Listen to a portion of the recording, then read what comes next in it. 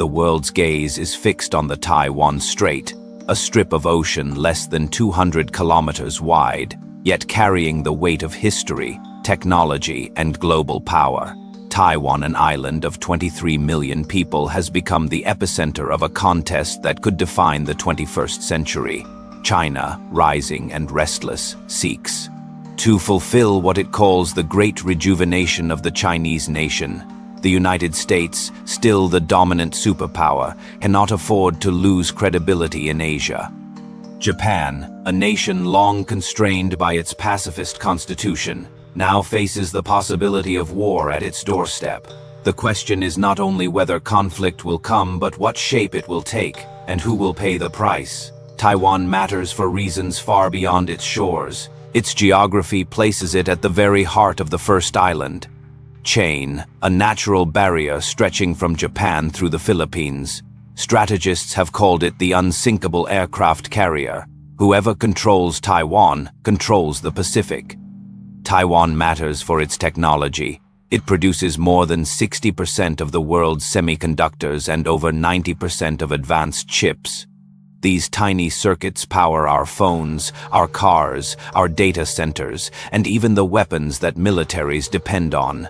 Taiwan matters for economics. Nearly half of the world's container ships pass through nearby waters. A blockade or invasion would send shockwaves through global trade, triggering shortages and recession. And Taiwan matters for symbolism.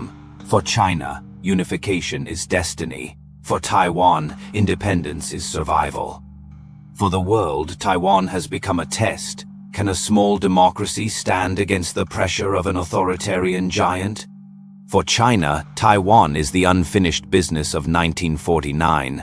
When the Chinese Civil War ended, the nationalist government fled to Taiwan, while the communists proclaimed victory in Beijing. Ever since, the Communist Party has insisted that Taiwan must return to the fold.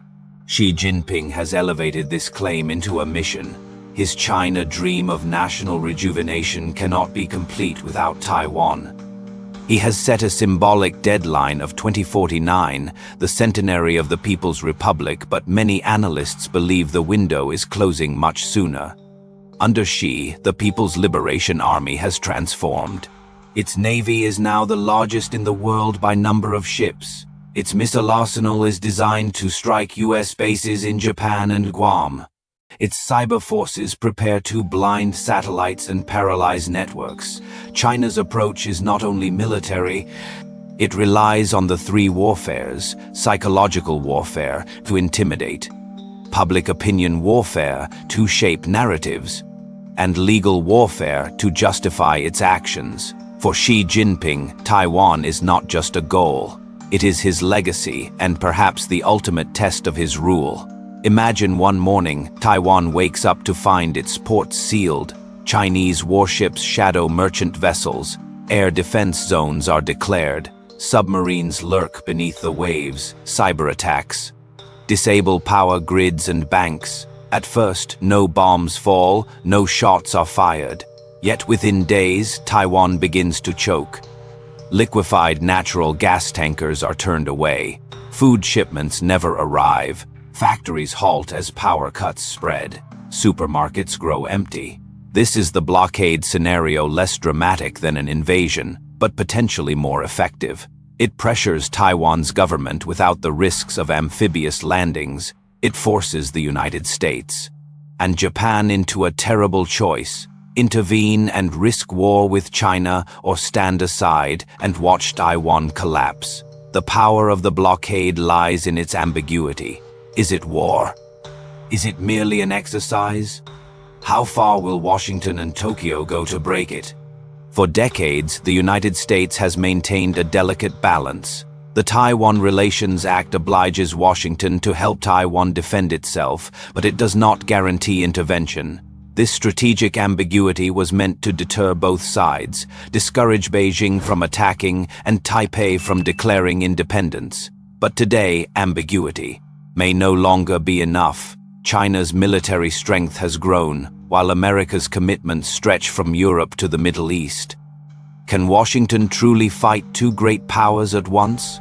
Still, America has tools. It could send naval convoys to escort food and fuel. It could impose massive sanctions, cutting China off from the dollar system and advanced technology.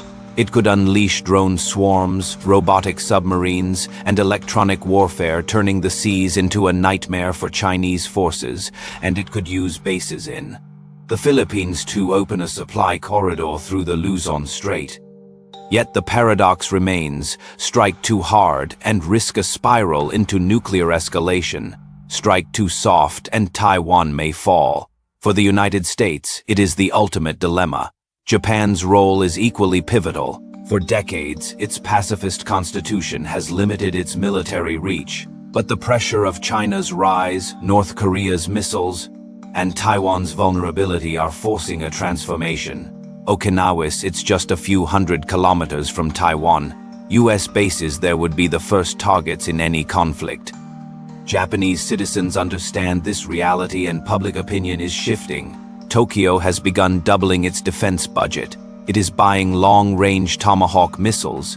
It is modernizing its Type 12 systems. It is reinforcing the Aegis fleet that protects its skies. Japan knows that if Taiwan falls, its sea lanes could be cut. Without access to energy imports, its economy would suffocate. For Japan, defending Taiwan is defending itself. If Chinese missiles ever rain down on Okinawa, Japan will be forced to act, not just for America, not just for Taiwan, but for its own survival. The crisis does not end with the Big Three. The Philippines has given the United States access to bases in its north, placing American forces within striking distance of Taiwan. South Korea hesitates, torn between its alliance with Washington and its economic ties to Beijing. ASEAN nations remain divided. Vietnam and Singapore quietly lean toward containing China. Cambodia and Laos stilt toward Beijing. Others hedge, unwilling to choose sides. Meanwhile, Australia has joined with the US and the UK in the AUKUS Pact, committing to nuclear-powered submarines and greater presence in the Indo-Pacific. Even Europe watches closely, for a war in Taiwan would cripple global trade and energy flows.